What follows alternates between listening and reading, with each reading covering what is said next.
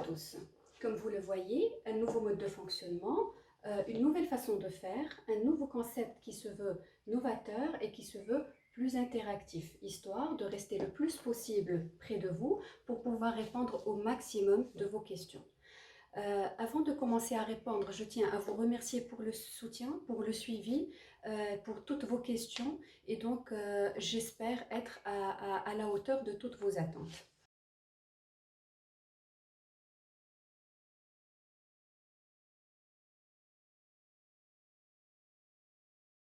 Cette question-là, elle vient s'attaquer au fond du problème psychologique, si vous voulez. Parce que toute anxiété, toute angoisse, tout sentiment négatif, dans le fond, il émane d'une peur. Une peur qui est, disons, ancrée en nous. Et la peur la plus cristallisée chez l'être humain, c'est bien, oui mes amis, c'est la peur de mourir. Donc ici, la peur du coronavirus, elle ne vient que s'intriquer à quelque chose de beaucoup plus profond en nous pour pouvoir s'exprimer de cette façon-là.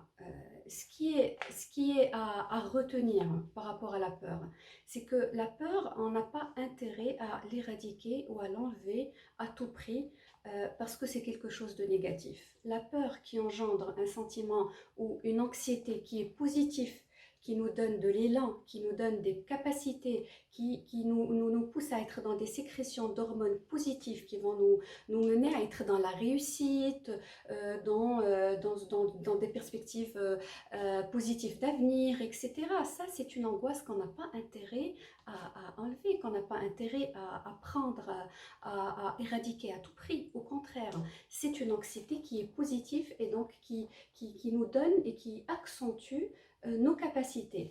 Donc, le problème, c'est toujours, comme je dis toujours, c'est une question de quantité et de fréquence. C'est quand la quantité d'angoisse et d'anxiété qui accompagne la peur atteint un niveau assez élevé, c'est là où la personne justement se retrouve dans des problèmes, peut se retrouver dans des problèmes, notamment des problèmes de somatisation ou des troubles anxieux, notamment la dépression, les troubles d'anxiété généralisée, les phobies, etc. Donc, est-ce que la peur, il faudrait avoir peur à chaque fois qu'on a peur, il faudrait s'inquiéter? Non, l'inquiétude on ne devrait faire appel à cette inquiétude-là que si on voit que notre adaptabilité par rapport à l'environnement extérieur a été touchée. C'est là où, en effet, on devrait se poser des questions et peut-être aller demander de l'aide extérieure. Donc la peur, vu que c'est quelque chose de positif, pour continuer à être dans le positif et éviter qu'on ne bascule dans le pathologique, gérer cette peur-là. Cette gestion, elle passe essentiellement et avant tout par la prise de conscience de de l'essence même de cette peur-là. Qu'est-ce qu'il engendre? De quoi il vient? De quoi ai-je peur? Ai-je peur de mourir? Parce que tout, ça va d'idée en idée et ça finit toujours dans le réservoir de la grande peur ancestrale et cristallisée qui est la mort. Ai-je peur de mourir? Donc finalement, la question à poser, est-ce que j'ai envie de vivre une vie pleine, épanouie, heureuse et vivre par exemple ne serait-ce qu'un an bien et épanoui ou bien vivre 10 ans dans la maladie et le malheur et la maladresse? Qu'est-ce que je choisirais? Là, c'est une réponse à laquelle je vous demanderai, vous, de répondre. Une autre technique pour pouvoir comprendre et gérer cette peur-là, c'est essentiellement la technique de ce qu'on appelle en TCC le « et alors ». Le « et alors » fait qu'on accentue, si vous voulez, l'effet de cette émotion-là. Le fait d'accentuer son effet nous montre que finalement, c'est pas si dramatique que ça. Et alors? Et si je devrais si je devrais mourir dans quelque temps, parce que personne ne sait en fait quand est-ce qu'on va mourir. C'est quelque chose, c'est une peur qui existe en chacun de nous. Mais chacun de nous la gère comme si, enfin, sauf pour les gens qui sont justement dans la pathologie, la gère comme si c'était quelque chose de tout à fait normal et donc on vit comme si on allait vivre éternellement. Donc le fait de garder en tête que finalement on va mourir, donc si on garde tout le temps cette idée, pourquoi on ferait quoi que ce soit? On n'aurait pas cet élan qui nous mènera vers l'avant. Moi ce que je peux vous dire, c'est qu'au contraire, la peur de la mort, ben, c'est parce qu'on a peur de la mort qu'on fait des choses. C'est parce qu'on a peur de la mort qu'on réalise des choses. C'est parce que demain est important, parce que maintenant est important, parce que hier est passé et révolu. Pourquoi? Parce qu'on a peur de la mort. Parce que s'il n'y avait pas de mort, il n'y aurait pas de demain, il n'y aurait pas d'année prochaine, il n'y aurait pas d'ambition. Parce que de toute façon, on pourrait tout faire quand on veut. Donc en fait, c'est cette peur-là qui est constructive, cette peur-là qui constitue le moteur, notre moteur d'action. Donc ne l'éradiquez pas, n'essayez pas à tout prix de la contrebalancer avec autre chose ou avec des techniques. Tant que ce n'est pas dans le pathologique, vous n'avez rien à craindre. Donc, essayez de rester dans le ce et alors, de vous poser des questions, de vous dire que de toutes les façons, il y a toujours une solution à tout problème.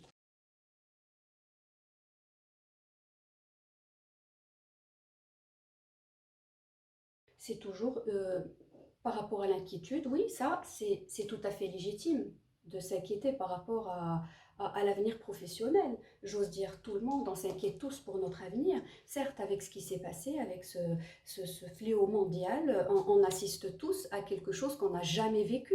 Donc c'est tout à fait normal qu'on ressente un peu de peur et un peu d'inquiétude. Mais est-ce une inquiétude pathologique? Non, encore une fois. C'est pas de l'inquiétude pathologique, c'est une inquiétude qui va vous permettre de trouver des solutions et de puiser donc dans vos ressources intérieures pour pouvoir justement solutionner vos problèmes. La première des choses, le premier conseil que j'aurais à vous donner donc, par rapport à cette inquiétude-là, c'est toujours d'essayer de faire la part des choses entre deux grandes catégories très importantes des inquiétudes que nous appelons catégories de type A et de type B. Donc mes patients vont reconnaître ce que je suis en train de dire parce que c'est ça donne d'excellents résultats au niveau de la gestion.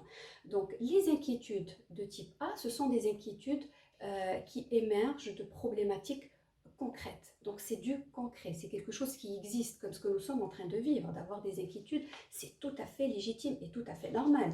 Alors les autres inquiétudes de type B, ce sont des inquiétudes qui au contraire sont de l'ordre de l'abstrait. Ça veut dire que c'est plus au niveau de la mentalisation. Ce sont des idées que nous installons suite à nos expériences de vie, à notre structure de personnalité, à nos défaites, à nos réussites aussi, etc.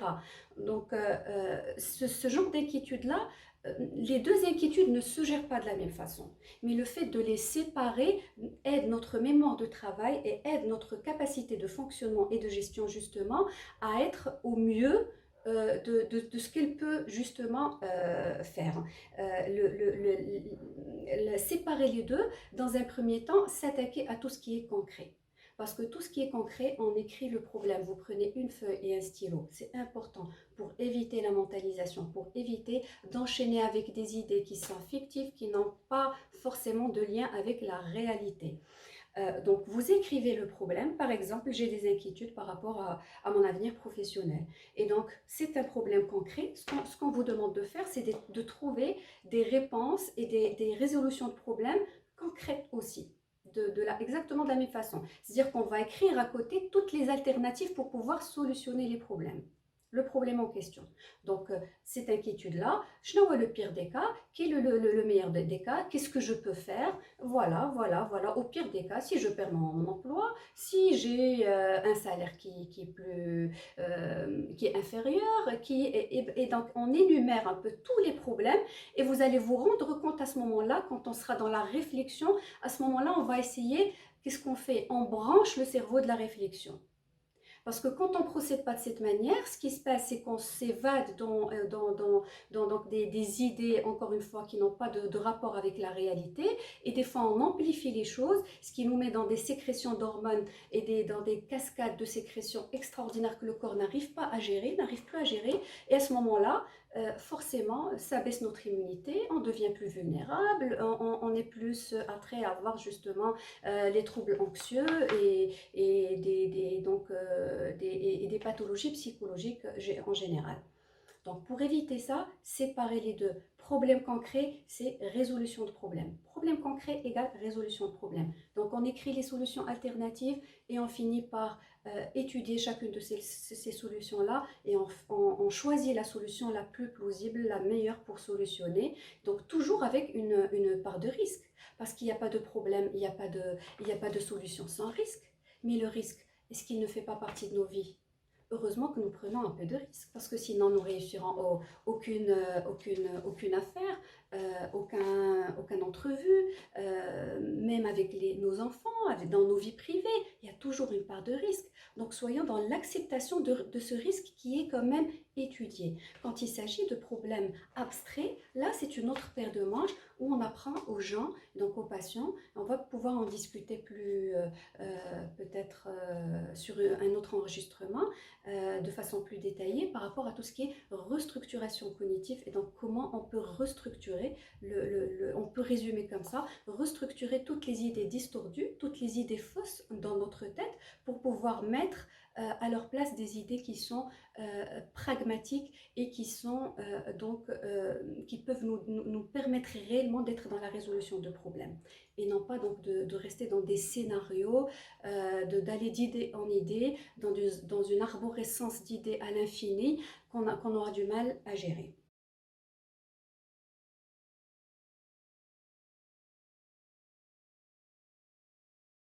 Oui, bah, je peux vous dire que c'est le cas de tout le monde.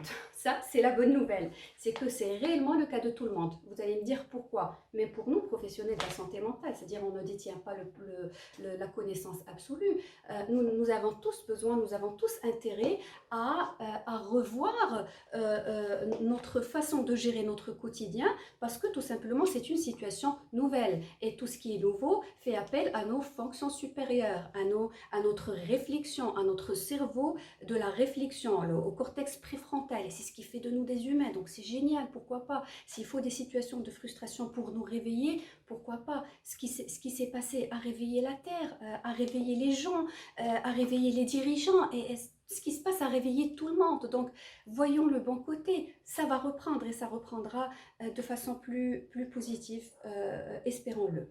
Alors, donc je suis débordée, je n'arrive pas à travailler. Ce débordement, il vient souvent du fait qu'on n'a pas désinvesti notre vie antérieure.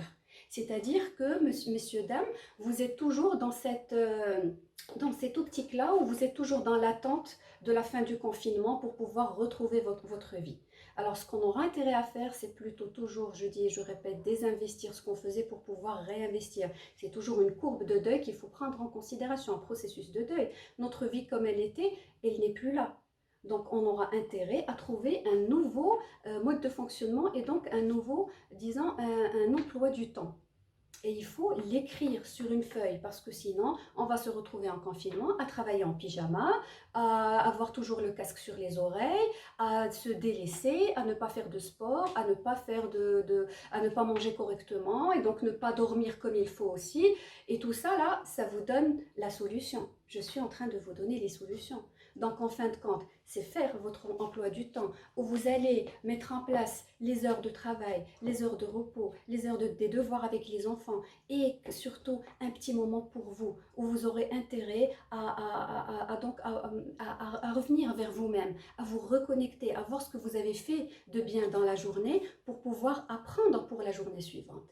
C'est ça. C'est en fait apprendre tous les jours à vivre mieux, apprendre tous les jours parce qu'on est dans un processus d'apprentissage vu que nous n'avons jamais vécu ces situations-là. Donc, faites du sport aussi, c'est très important pour préserver notre mental. On a l'impression que oui, des fois on n'a pas eu le temps et tout, mais si on va avoir le temps, une petite demi-heure, c'est pas ce qui va tuer pendant la journée. Il faut manger équilibré, faire du sport et se faire sans planning et être dans la gestion de tout ce qu'on a dit auparavant, donc des inquiétudes, de l'angoisse, de nos peurs, etc. Et vous allez voir que vous allez pouvoir sortir énormément de belles choses pendant cette période de confinement. Et je vous parle, je suis aussi confinée. Vous voyez, je ne vous parle pas en pyjama. Au contraire, je vous encourage à rester chez vous, mais à fonctionner différemment chez vous. Ça ne veut pas dire dans le laisser-aller.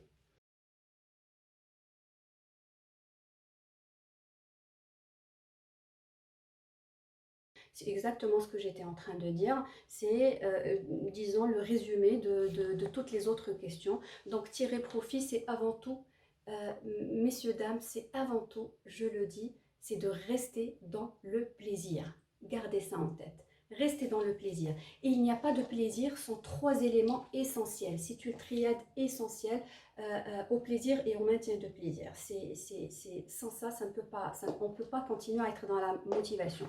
Pour qu'il y ait plaisir, il faut qu'il y ait motivation et il faut qu'il y ait objectif. Donc objectif, motivation, plaisir. Si vous gardez cette triade en tête, vous allez comprendre à chaque fois que l'ennui n'a pas sa place dans notre vie quotidienne. Que pour être dans le plaisir et pour justement être dans la gestion, il faut être dans le plaisir. Et pour être dans le plaisir, il faut rester motivé. Mais sinon, même des fois, des enfants, ils viennent nous dire, mais madame, je veux bien être motivée, mais est-ce que vous avez une pilule de motivation? Ben, la pilule de motivation, c'est justement ça, c'est l'objectif et c'est le plaisir. D'accord? Donc, ayez des objectifs en tête au lieu d'avoir des idées négatives par rapport à l'avenir professionnel. Au contraire, ayez des objectifs positifs. Dites-vous bien, oui, ça va changer, ça ne va plus être pareil. Mais et si ça changeait en bien? Et si j'apprenais des choses? Et si j'apprenais à fonctionner autrement, à me connecter avec moi-même, à sortir le meilleur de moi-même? On est tout à fait capable de le faire. Donc, soyez dans la gestion, soyez dans cette triade de motivation et ayez un objectif parce que c'est en ayant des objectifs qu'on peut chercher à les réaliser. Donc, je vous remercie encore une fois pour vos questions. Je vous remercie pour vos encouragements, ça fait toujours chaud au cœur. Vous pouvez toujours donc nous suivre à travers la plateforme Matin TV ou vous abonner sur ma chaîne YouTube Qadiri Kautar où de toute façon sur les deux plateformes, je vais essayer de répondre au maximum de vos questions. Donc, n'hésitez pas.